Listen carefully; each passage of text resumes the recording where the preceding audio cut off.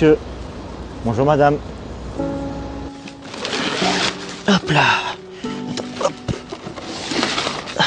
La planche, elle sert à quoi? Bah, c'est pour pas que elle s'envole. Bon, c'est un peu le bazar parce que j'ai pas trop rangé ce matin, mais en mode voilà, comment je suis. Même pas, j'ai pas de matelas, je suis à même le sol, sans matelas, sans rien. Bon, là, j'ai du gel pour les mains, j'ai mon dentifrice, j'ai mes lingettes, j'ai de l'eau de Cologne pour aller à la douche après. Tu as choisi cet endroit en fait? Parce qu'en fait, c'est un ami à moi qui habite là, dans le coin, et il m'a dit ici, le quartier, il est tranquille, tu seras pas emmerdé.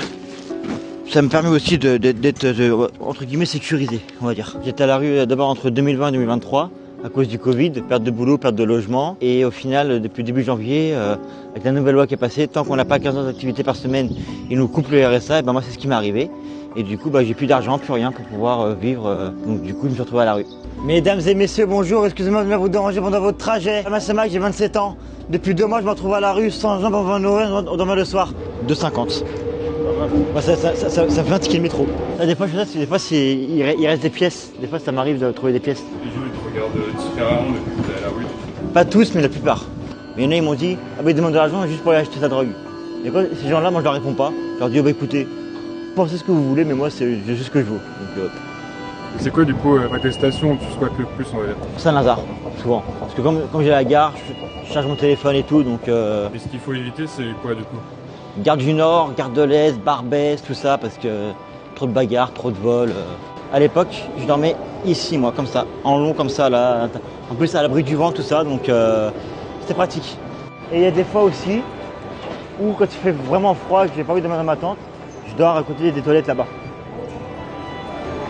Voilà. Et ce qui est bien avec ces toilettes-là, c'est que normalement, c'est des toilettes avec boutons, mais du coup, là, non. Là, c'est des toilettes avec Passe Navigo, hop. Pratique. Ça, c'est magnifique.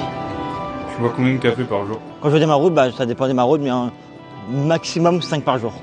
Mais quand même, c'est déjà beaucoup. Tant que j'ai pas fumé ma première cigarette, faut pas m'embêter parce que après, je suis mauvais poil.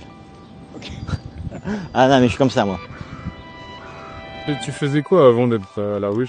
Je bossais à Roissy à l'aéroport. Moi, j'étais en apprentissage. Je bossais dans les avions. Je faisais le ménage. Et je faisais minimum entre 6 et 12 vols par jour. Donc c'était un rythme assez effréné. Puis après j'ai été en premier d'accueil aussi pendant 6 ans.